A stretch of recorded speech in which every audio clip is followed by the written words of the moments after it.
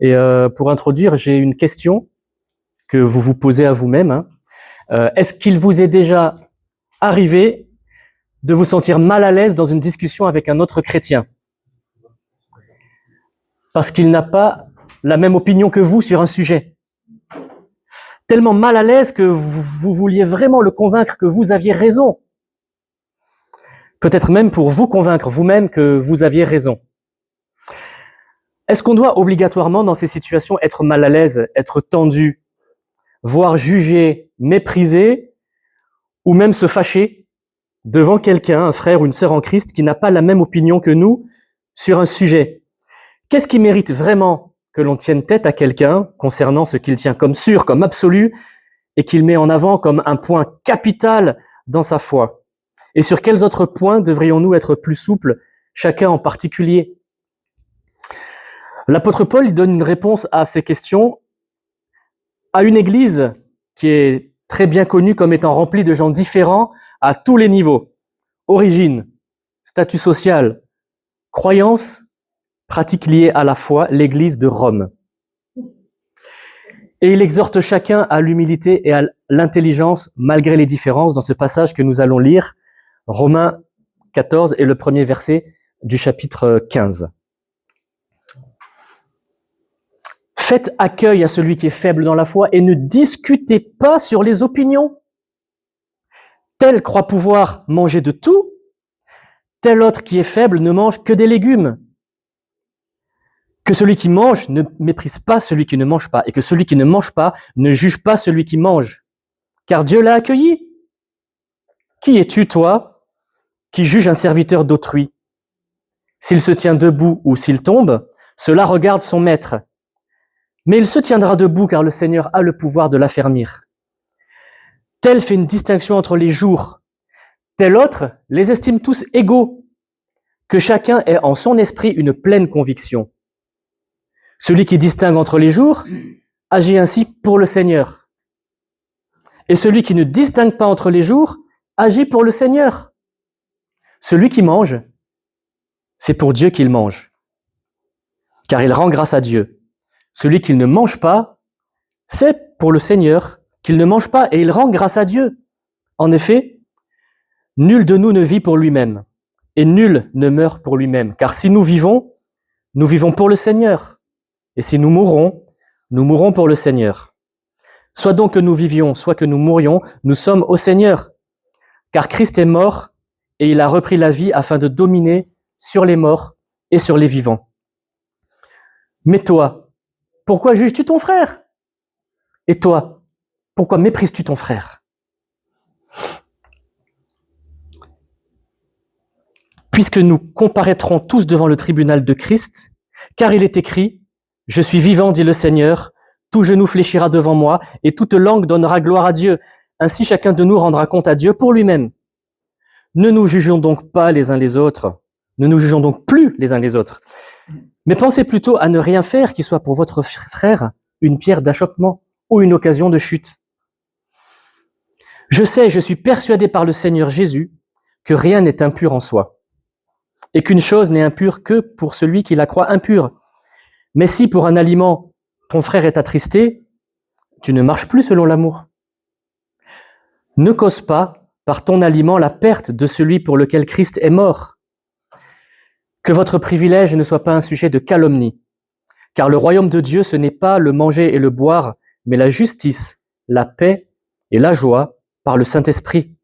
Celui qui sert Christ de cette manière est agréable à Dieu et approuvé des hommes. Ainsi donc, recherchons ce qui contribue à la paix et à l'édification mutuelle, pour un aliment ne détruit pas l'œuvre de Dieu. À la vérité, toutes choses sont pures, mais il est mal à l'homme quand il mange de devenir une pierre d'achoppement. Il est bien de ne pas manger de viande, de ne pas boire de vin, et de s'abstenir de ce qui peut être pour ton frère une occasion de chute, de scandale ou de faiblesse. Cette foi que tu as, garde-la pour toi, devant Dieu. Heureux celui qui ne se condamne pas lui-même dans ce qu'il approuve. Mais celui qui a des doutes au sujet de ce qu'il mange est condamné, parce qu'il n'agit pas par conviction. Tout ce qui ne résulte pas de la foi est péché. verset 1 du chapitre 15, « Nous qui sommes forts, nous devons supporter les faiblesses de ceux qui ne le sont pas et ne pas nous complaire en nous-mêmes. » Ce message, je l'ai intitulé « Les opinions, l'unité dans la diversité ». Et oui, c'est possible, et Paul l'enseigne et on va en parler. Ça sera en 3 parties. Partie 1, le contexte de l'Église à cette époque en général. Partie 2, le contexte de Rome, quel était là le problème de l'Église de Rome qu'il soulevait. Et partie 3, application à nous. Voilà, vivre avec nos différences d'opinion. L'Église à cette époque-là, elle est composée surtout de Juifs convertis, qui ont été les premiers, et puis qui ont été rejoints par des païens, c'est-à-dire des personnes d'origine étrangère aux Juifs, grecs, romains, autres, qui avaient d'autres croyances, mais qui se sont convertis à la foi chrétienne, qui ont tout abandonné le reste, et que Dieu a ajouté à son peuple, l'Église. Le problème, l'obstacle à une saine communion fraternelle dans l'amour en ces débuts de l'Église, était qu'une grande majorité de Juifs chrétiens jugeaient les non-chrétiens, les païens, donc les chrétiens qui ne vivaient pas selon la loi de Moïse, et ils voulaient les obliger à pratiquer le judaïsme, comme eux. Nous, on est de vrais chrétiens, car on a été éduqués dans la loi de Dieu. Eux, ce sont des demi-chrétiens, ils n'y connaissent rien, ils font n'importe quoi. C'est ce que vivaient les chrétiens d'origine païenne dans les églises au départ, par une grande majorité des chrétiens juifs. Imaginez comment ils se sentaient en arrivant dans une église composée majoritairement de juifs, avec ce regard sur eux. Paul a enseigné dans d'autres lettres qu'en Christ, le salut s'obtenait donc maintenant par la foi et plus par l'observation de ces commandements stricts qui sont obsolètes, caducs, parce qu'ils étaient là juste en attendant le sacrifice de l'envoyé de Dieu qui devait venir, le Christ Jésus. Et il a enseigné à l'homme qu'il est indigne il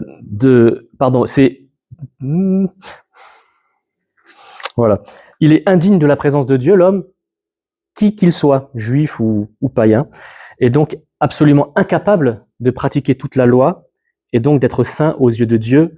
Dans l'Épître aux Hébreux, l'auteur, c'est le thème principal, il le dit plein de fois ça.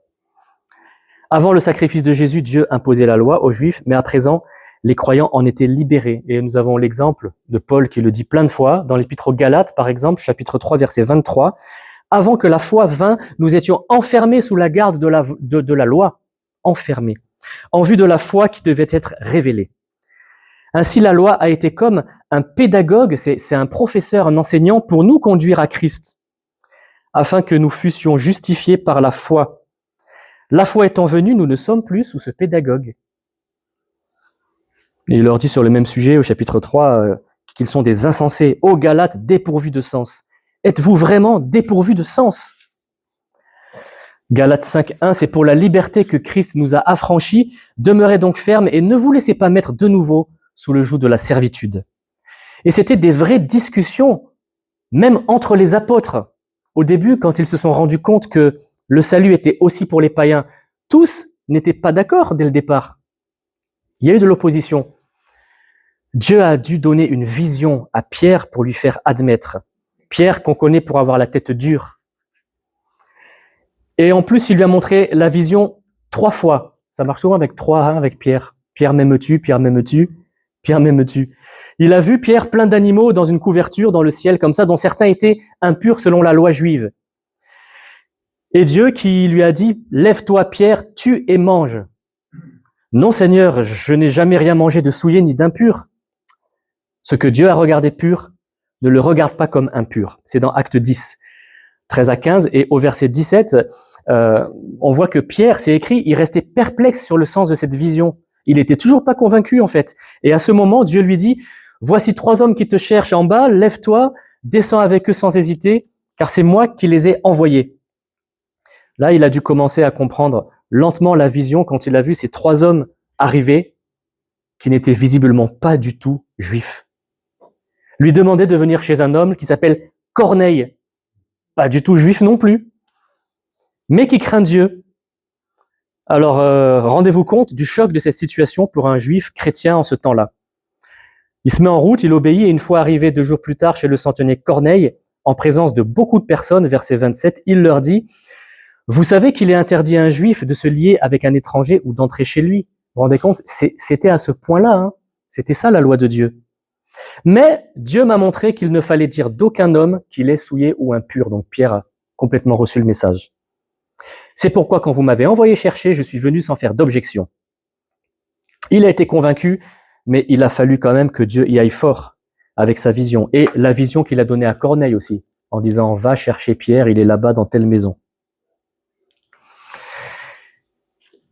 Après l'explication de Corneille, Pierre déclara « En vérité, je le comprends, pour Dieu, il n'y a pas de considération de personne, mais en toute nation, celui qui le craint et qui pratique la justice lui est agréable. » Versets 34-35. Et chez Corneille, il y avait des compagnons avec Pierre, des croyants juifs, hein, puisqu'il était entouré que de ça au départ. Et ils ont été témoins de tout ce qui s'est passé, de la présence du Saint-Esprit qui est venu sur ces païens et de leur conversion à Jésus. Et le verset 45 dire qu'ils en furent très étonnés. Mais c'est quoi ça? Alors imaginez ceux qui n'étaient pas là, ceux qui n'ont pas eu la vision, ceux qui n'ont pas assisté à ça, comme les compagnons. Eh bien, on le voit dans Acte 11 plus tard, quand il est revenu à Jérusalem pour leur parler de ça. Même les apôtres hein, qu'on voit là, dans l'évangile, qui ont suivi Jésus et tout, ils lui ont fait des reproches, et ils lui dirent avec véhémence, c'est écrit, tu es entré chez des incirconcis, et tu as mangé avec eux. C'est après que Pierre leur ait tout raconté de A à Z qu'ils se calmèrent et glorifièrent Dieu finalement en disant « Dieu a donc accordé la repentance aussi aux païens, afin qu'ils aient la vie. » Verset 18. Là, on est au niveau des apôtres. Imaginez tous les autres chrétiens juifs qui n'ont pas eu la nouvelle. Alors Dieu a dû y aller fort pour les convaincre. Et à leur tour, ils ont dû enseigner les Juifs pour effacer leur réticence et leur dire « Accueillez-les. Ce sont des frères. Ce sont vos frères en Jésus-Christ comme vous. Ne les rejetez pas. Ne les haïssez pas. » Évidemment, ça s'est pas fait tout de suite. Hein. Là, on était dans Acte 10. Parce qu'on voit dans Acte 15 qu'à Antioche, quelques hommes venus de la Judée enseignaient les frères en disant « Si vous n'êtes pas circoncis selon le rite de Moïse, vous ne pouvez être sauvés. » Paul et Barnabas eurent avec eux un débat et une vive discussion. Ça veut dire que ça a frité en fait. Hein. Et les frères décidèrent que Paul et Barnabas et quelques-uns des leurs monteraient à Jérusalem en personne vers les apôtres et les anciens pour traiter cette question. Encore. Voilà le juif converti terrible, mais il y a pire que le juif converti, il y a le juif pharisien converti.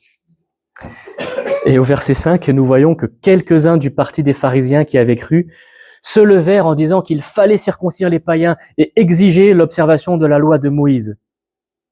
Les apôtres et les anciens se réunirent pour examiner cette affaire. Une grande discussion s'est engagée. Encore.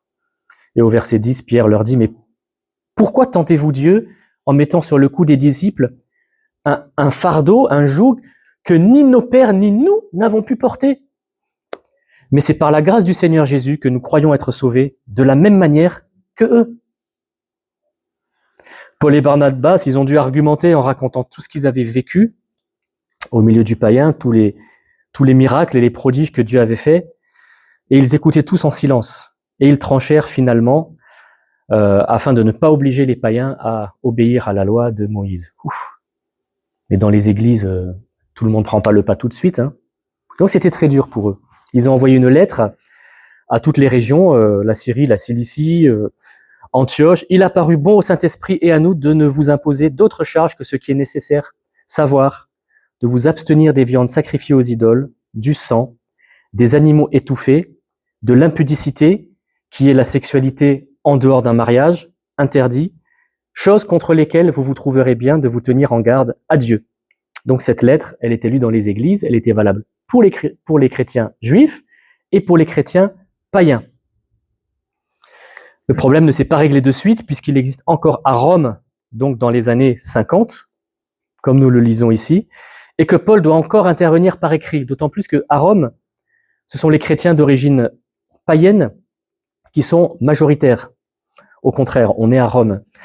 Et ils se sentaient sans doute en position de force due au nombre, et se permettent, eux, de mépriser les Juifs qui veulent continuer à pratiquer la loi. Et on en arrive au cas de Rome, partie 2. Paul parle ici de restrictions alimentaires et de considération de jours. Pourquoi il prend ces deux choses-là? c'est parce qu'il sait très bien que dans cette église-là, ce sont vraiment des fortes dissensions à propos de ces sujets. Tel croit pouvoir manger de tout, tel autre qui est faible ne mange que des légumes. Tel fait une distinction entre les jours, tel autre les estime tous égaux. Mais toi, pourquoi juges-tu ton frère et toi, pourquoi méprises-tu ton frère? Verset 10. Alors voyons les deux cas. Celui qui ne mange pas. Dans ce passage, celui que Paul appelle faible dans la foi, c'est celui qui se plie à ces règles issues de la loi de Moïse. Ne pas manger ça. Mais aussi d'autres règles qui se sont rajoutées au fur et à mesure par les pharisiens, les rabbins, qui étaient nombreuses, qui n'étaient même pas dans la loi, qui ont été rajoutées. Et Pierre appelle ça un joug, un fardeau que ni nos pères ni nous n'avons pu porter. Alors, ça sert à quoi? Des règles alimentaires, ne pas manger tel animal ou bien carrément s'abstenir de toute viande pour être absolument sûr de ne pas manger une viande impure ou une viande qui aurait été sacrifiée à une idole puis vendue sur le marché sans rien dire, en catimini. Ni vu ni connu, je t'embrouille. Au verset 2, du coup, il ne mange que des légumes. Des règles de jour, c'est-à-dire les sabbats hebdomadaires et les sabbats des jours fériés. Tu fais rien. Tu travailles pas, tu marches pas plus de telle distance. Paul est honnête avec eux en leur disant que ça, c'est être faible. Parce que c'est une compréhension incomplète de la foi et de la nouvelle vie en Christ. Il dit qu'il y a d'autres choses sur lesquelles il faut mettre des efforts. La pratique de la justice, de l'amour, avoir une vie de prière et s'efforcer d'être d'être en paix envers tous. Ailleurs, dans Colossiens 3, 20 à 23, il leur dit « Si vous êtes morts avec Christ aux principes élémentaires de ce monde, pourquoi, comme si vous étiez dans le monde, vous laissez-vous imposer ces règles, ne prends pas, ne goûte pas, ne touche pas ?» Toute chose vouée à la corruption selon l'usage qu'on en fait. Il s'agit de préceptes et d'enseignements humains, qui ont, il est vrai, une apparence de sagesse, en tant que culte volontaire, humilité et rigueur pour le corps, mais qui ne méritent pas d'honneur et contribuent à la satisfaction de la chair. Alors Paul leur explique que, en fait, ceux qui veulent s'imposer ces choses-là, ils mettent en avant leur mérite et ils se glorifient eux-mêmes. T'as vu, moi j'ai une vie saine, je m'abstiens de tout ça, je fais ça. Mais Dieu te demande pas. Mais Paul, il les blâme pas, absolument pas, les faibles dans la foi. Il veut pas qu'on les méprise parce que ce n'est pas important. Quand il parle de ça, c'est avec amour, avec compassion.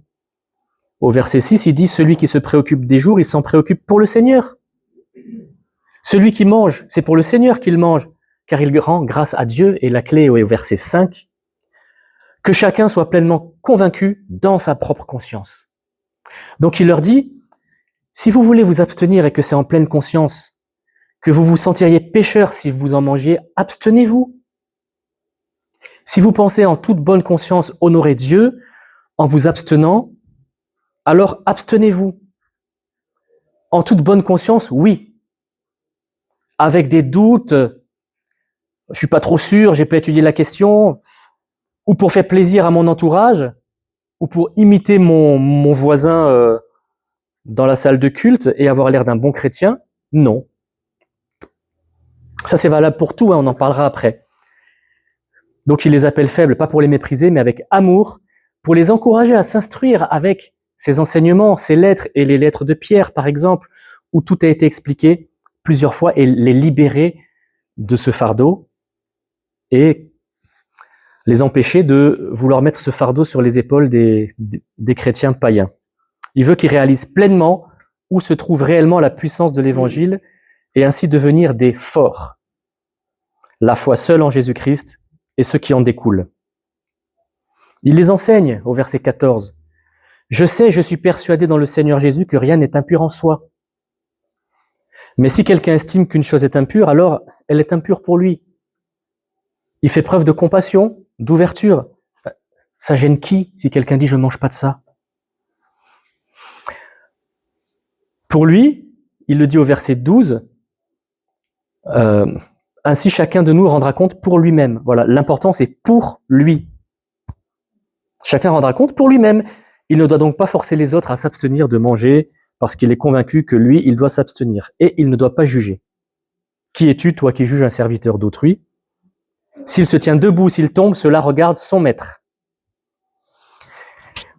Paul Sécarom, le faible, celui qui s'impose des restrictions inutiles, eh bien, il a tendance à juger celui qui se sent libre vis-à-vis de ces mêmes choses. Dans l'Église, celui qui profite de cette liberté qui lui est ouverte en Christ. Que celui qui ne mange pas ne juge pas celui qui mange. Et ne dise pas que c'est pas un bon chrétien, parce qu'il n'y a pas de fondement biblique. Tant qu'il mange en rendant grâce à Dieu. Colossiens 2,16, dans une autre épître, que personne ne vous juge au sujet du manger et du boire, ou au sujet d'une fête, ou d'une nouvelle lune, ou des sabbats, c'était l'ombre des choses à venir. Donc il a dit partout en fait ça. 1 Timothée 4,4, il rappelle à Timothée, Paul, tout ce que Dieu a créé est bon et rien n'est à rejeter, pourvu qu'on le prenne avec action de grâce. Cas numéro 2, celui qui mange, ce que l'autre pense impur. Celui qui mange, il peut manger, mais il doit le faire sous 3 conditions dans ce passage. Première condition, en rendant grâce, avec une pleine conviction que Dieu est d'accord avec ça, sinon il pêche. S'il ne sait pas trop s'il peut manger ou pas, s'il n'est pas à l'aise avec le sujet, il vaut mieux qu'il ne mange pas, sinon il pêche. Verset 22, heureux celui qui ne se condamne pas lui-même dans ce qu'il approuve, mais celui qui a des doutes au sujet de ce qu'il mange est condamné, parce que sa conduite ne résulte pas de la foi. Or, tout ce qui ne résulte pas de la foi est péché. Deuxième condition, qu'il ne méprise pas celui qui s'abstient et qui ne veut pas manger, en disant « Regarde-moi ce faible, il n'a rien compris à la vraie foi en Jésus. Pour moi, il n'est pas vraiment chrétien. » Que celui qui mange ne méprise pas celui qui ne mange pas. Pourquoi méprises-tu ton frère? Puisque nous comparaîtrons tous devant le tribunal de Dieu. Chacun de nous rendra compte pour lui-même. Verset 16, ce qui est bien pour vous ne doit pas être un sujet de calomnie. Là, j'espère qu'au fur et à mesure de ce que je dis, vous voyez d'autres exemples que vous connaissez dans votre passé ou même dans l'église ici. Les divergences d'opinion. Celui qui est plus avancé dans la foi, le fort, doit au contraire les encourager, les enseigner, à affermir leur foi sur la base de Jésus-Christ et à laisser ces vieux rudiments qui ne sont que l'ombre passée des choses à venir. On l'a lu dans Colossiens 2,17. Nous qui sommes forts, nous devons supporter les faiblesses de ceux qui ne le sont pas et ne pas chercher ce qui nous plaît. Troisième condition pour manger, c'est qu'il ne force pas l'autre, celui qui ne se sent pas libre ou pas tout à fait libre de manger, mais qu'il respecte son opinion consciente, sinon il l'entraîne à pécher. Alors il est pour lui une occasion de chute, alors que c'est son frère en Christ. Verset 13, usez plutôt de votre jugement pour ne pas mettre devant votre frère une pierre d'achoppement ou une occasion de chute. Si pour un aliment ton frère est attristé, tu ne marches plus selon l'amour. Ne cause pas par ton aliment la perte de celui pour lequel Christ est mort. Pour un aliment, ne détruis pas l'œuvre de Dieu. Pour un aliment ou une autre question. En vérité, tout est pur, mais il est mal pour l'homme, quand il mange, de devenir une pierre d'achoppement. Ce n'est pas important. Verset 13, ne nous jugeons donc plus les uns les autres. Il faut arrêter. Le royaume de Dieu, ce n'est pas le manger ni le boire, mais la justice, la paix et la joie par le Saint-Esprit. Troisième partie, celle de l'application, vivre avec nos différences d'opinion.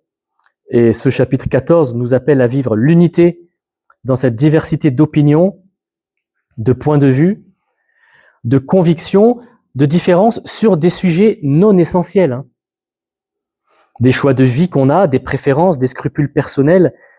Je parle de choses qui ne sont pas liées aux doctrines fondamentales et non négociables de la foi. Là, on ne tergiverse pas. Mais des choses plus légères qui peuvent quand même provoquer des tensions dans la vie de l'Église. Les différences au sein d'une Église, elles sont inévitables. On n'est pas juif et païen, mais on est des tas d'autres choses différentes. Elle résulte de notre histoire familiale, de notre culture, de notre parcours avec Dieu, des églises qu'on a fréquentées avant. Le but n'est pas d'effacer les différences. Et Dieu, il veut pas ça, en fait, qu'on soit tous pareils. Mais le but, c'est de faire en sorte que les différences ne causent pas des problèmes dans l'Église, ne causent pas des tensions. Il demande de vivre dans le respect mutuel. Paul, il ne demande pas aux chrétiens de tous avoir la même opinion sur ces choses-là, mais de partager le même amour et d'accueillir, de faire bon accueil. D'ailleurs, il leur dit pas lui-même, mais arrêtez les Juifs là, mangez tout. Il dit, si vous voulez pas, vous mangez pas. Il faut bien faire la différence entre ses opinions personnelles et les fondements de l'Évangile pour lesquels il n'y a pas de place pour la divergence.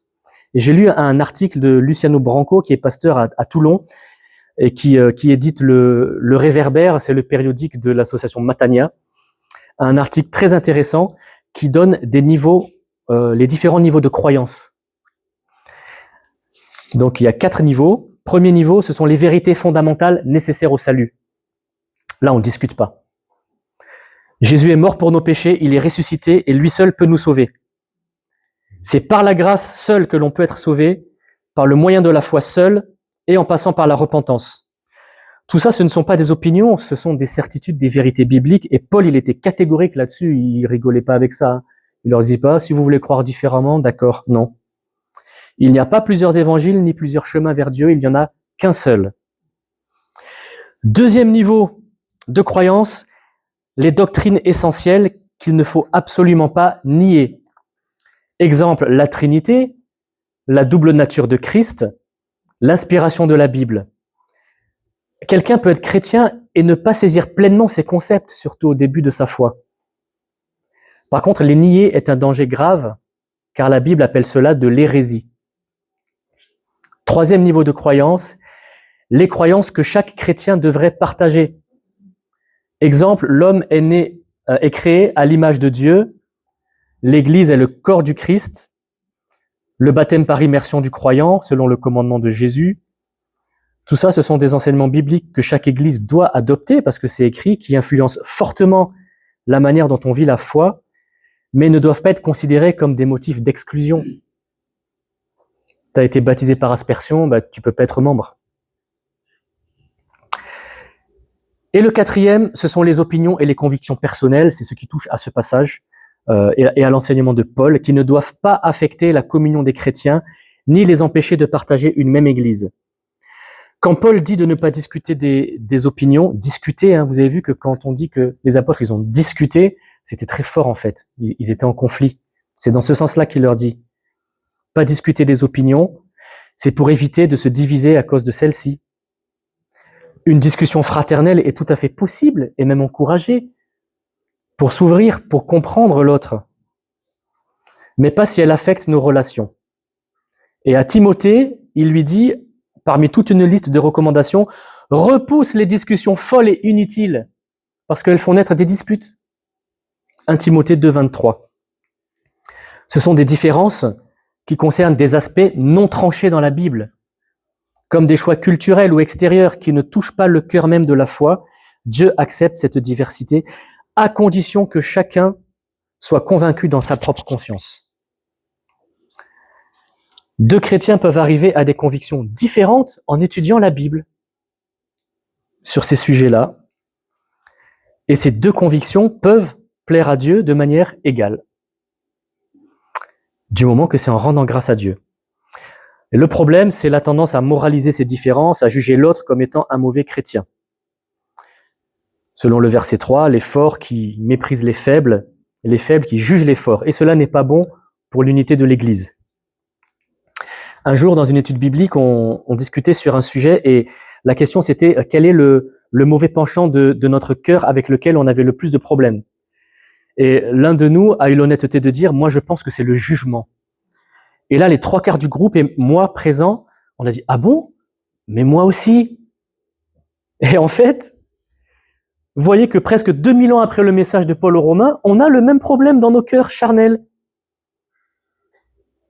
Les mêmes luttes intérieures, les mêmes penchants, et ces luttes pour que le Saint-Esprit ait le dernier mot dans nos vies. Paul exhorte à accueillir l'autre dans l'Église pour qu'il puisse progresser dans la foi. Faites bon accueil à celui qui est faible dans la foi et ne discutez pas sur ses opinions. Il dira ensuite, plus tard au chapitre 15, verset 7, « Accueillez-vous donc les autres, les uns les autres, comme Christ vous a accueillis. » Et comment Jésus nous a accueillis? À bras ouverts, tels que nous étions, avec nos a priori, avec nos mauvais caractères et nos croyances erronées.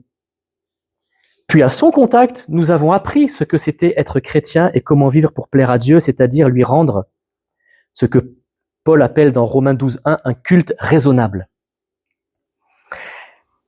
Accueillir le faible comme Christ, c'est manifester de l'amour à celui qui rentre dans l'église là pour la première fois pour savoir ce que c'est et ne pas lui faire des reproches sur son apparence physique, sa coupe de cheveux, ses vêtements, son exubérance ou sa timidité. L'accueillir comme Christ. Si on le juge ou qu'on le méprise en le regardant du coin de l'œil, si on le méprise à cause de son aspect ou de ses pratiques ou de ses croyances non essentielles qu'il peut avoir, il n'aura pas envie de rester. Mais comment il va pouvoir progresser dans la foi? Comment il va pouvoir se laisser enseigner et comprendre à l'exemple des autres? C'est ça, faire bon accueil. Les plus vieux dans la foi, dont je fais partie, ont connu dans les 30-40 dernières années des discussions dans les églises sur des principes qui n'ont rien de biblique et qui veulent être imposés par certains, à cause desquels certains chrétiens se sont sentis jugés, mal accueillis, mal aimés. On appelle ça le légalisme. C'est de ça que Paul parle. Dans l'église où je me suis converti, à la fin des années 80, une église que, Dieu merci, j'ai vu évoluer au travers des années et des décennies, les responsables ont accepté au fur et à mesure de se remettre en question. À l'époque, moi, quand je suis rentré dans l'église, certains disaient « pas de musique dans l'église pour louer Dieu. Tout a cappella ». Où est le fondement biblique? Il n'y en a pas. Et puis, ok, des instruments, mais attention, pas de batterie. Bah pourquoi? Ou encore, les femmes n'ont pas le droit de prier à voix haute. On ne doit pas danser quand on loue Dieu, on doit rester immobile. Quel est le fondement biblique? Aucun. C'est même tout le contraire quand on lit la culture de louange. Le dimanche, c'est le sabbat, donc on ne doit faire aucun travail. On ne doit pas cuisiner. Mais nous ne sommes plus sous la loi de Moïse. Et Jésus a dit, le sabbat a été fait pour l'homme, et pas l'homme pour le sabbat. Dans tous ces points de vue, c'est chacun qui voit pour lui-même. Paul a raison, sans rien imposer aux autres. C'est la bonne manière pour que ça se passe bien entre tous dans l'Église. Le respect des opinions, en toute intelligence, pour ne pas attrister le faible, mais marcher et l'élever avec amour vers une juste compréhension de la vie de liberté en Christ. Usez plutôt de votre jugement pour ne pas mettre devant votre frère une occasion de chute, verset 13. Aujourd'hui, parmi les chrétiens, il y a encore des discussions. L'un pense qu'il ne faut pas manger de viande halal, parce qu'il considère que c'est une viande sacrifiée à une idole. L'autre pense qu'il peut en manger, parce que Paul dit à un endroit que les idoles n'existent pas, et que la prière sanctifie tous les aliments que l'on prend avec action de grâce. Eh bien, celui qui pense comme ça, il va pas servir de la viande halal à l'autre s'il l'invite. Comme pour le provoquer et lui dire « Allez, vas-y, tu peux, sois pas bête. » Il le tente dans sa conscience et il l'amène à pécher. Parce que c'est contre sa conviction.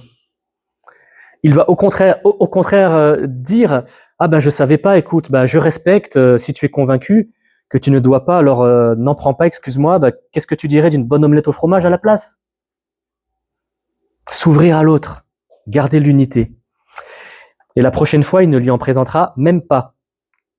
Verset 21, « Il est bien de ne pas manger de viande, de ne pas boire de vin et de s'abstenir de ce qui pour ton frère est une occasion de chute. » Si je sais que quelqu'un ne boit absolument pas d'alcool, je ne vais pas sortir une bouteille de vin. Si je sens que pour lui, c'est une conviction que c'est un malaise. Et il y en a qui pensent qu'ils ne doivent absolument pas boire d'alcool. Donc c'est pour cette raison-là qu'il n'y en a pas à la Sainte Seine. Et ils se sentiraient pécheurs s'ils en buvaient devant Dieu. Eh qu'ils en boivent pas. Il ne faut pas le mépriser, il ne fait aucun mal. Voilà, ceux d'entre vous qui, comme moi, viennent de traditions catholiques, ont sûrement eu des discussions sur des sujets semblables avec leur famille le jour où ils sont venus à Christ et qu'ils ont compris ce qui était important. Quand j'avais 17 ans, j'étais déjà converti. Ma grand-mère qui me voit cuisiner me dit « Ah, tu manges de la viande ?» Bah oui, je mange de la viande. Tu sais qu'on est vendredi saint aujourd'hui? Ah oui, c'est vrai, non mais oui, moi non, hein, je mange de la viande parce que Dieu me permet de manger de la viande quand je veux et je lui rends grâce pour ça. Cette règle, elle ne me concerne pas en fait. Et j'avais un camarade à l'armée qui était catholique et c'était important pour lui. Alors on avait des discussions sur la foi et tout. Et un jour on mangeait à la cantine l'un en face de l'autre et il me dit, il regarde mon plateau et il me dit, tu ne fais pas le carême? Alors moi non, je savais même pas qu'on était dans la période de carême parce que c'est plus du tout notre culture. Et je lui dis ah non, pour moi ça c'est pas important en fait, ça fait pas partie de mes principes dans ma relation avec Dieu. Mais explique-moi pourquoi toi tu fais le carême alors. Et il me dit bah ton avis pour plaire à Dieu. Et il dit tu vois moi j'aime beaucoup la tarte aux pommes et aujourd'hui j'en ai pas pris, j'ai pris un yaourt. Et moi je lui ai dit eh bien moi j'aime aussi la tarte aux pommes et tu vois j'en ai pris et je vais me régaler en rendant grâce à Dieu. Soyons honnêtes, c'était pas du tout la bonne attitude. J'étais un peu provocateur et hautain parce que j'avais été agacé par son ton hautain. Ah bon, tu fais pas le carême, tu dis que t'es chrétien. Voilà, ça m'avait blessé et j'ai voulu le blesser aussi en gros. Eh ben, c'était pas bien. Il faut pas faire ça. J'étais jeune, depuis je me suis amélioré. Bon, il m'avait jugé aussi. Mais non, c'était pas bien, c'est pas une raison parce que j'aurais pu le braquer et le perdre et de ne plus avoir l'occasion de lui parler de la vraie foi chrétienne que je vivais et que j'avais trouvée dans la Bible. J'aurais plus eu l'occasion de l'encourager à commencer à lire la Bible. Il connaissait pas en fait, il savait même pas ce que c'était la Bible. Et quand ma période militaire s'est terminée, on s'est dit au revoir et il m'a dit, tu sais, tu as raison, j'ai une Bible chez mes parents, là je vais commencer à la lire. Alors j'aurais pu gâcher tout ça en prenant le risque pour un aliment.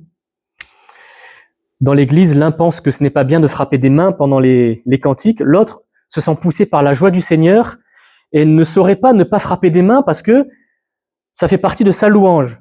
C'est sa manière de rendre grâce à Dieu. Ne juge pas, ne méprise pas, ne force pas.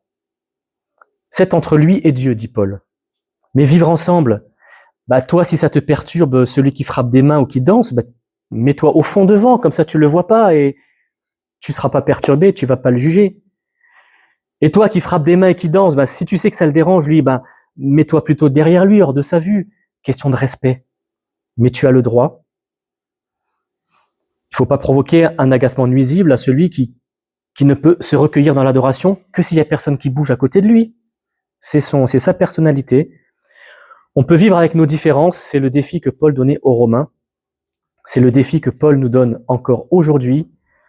Et il nous demande d'utiliser notre intelligence pour cela. Nous ne devons pas donner la satisfaction au diable en nous divisant sur des opinions, sur la musique, sur le type de siège qu'on doit mettre, sur les pantalons ou les robes pour les femmes. C'est toi qui vois, mais ne juge pas, ne méprise pas. Assis ou debout pendant les chants, le ministère féminin, aller au cinéma, aller au café, au restaurant. Moi, dans mon église, c'était considéré, quand j'étais jeune, comme s'allier avec le monde voué à Satan. Que chacun fasse selon ce qu'il pense bien, mais ne juge pas, ne méprise pas. Et ne pense pas, le jour où dans cette église, on pratique ceci ou cela, je quitte l'église. Vous en avez sûrement perdu des gens comme ça. Ce n'est pas la pensée de Dieu. Mais réfléchis plutôt si tu penses ça. Dieu veut peut-être que tu étudies plus les choses. Il a peut-être envie de t'enseigner quelque chose de différent, de te faire voir quelque chose de différent, de considérer les choses autrement. On grandit toute notre vie en Christ. Il y a eu l'époque du Covid.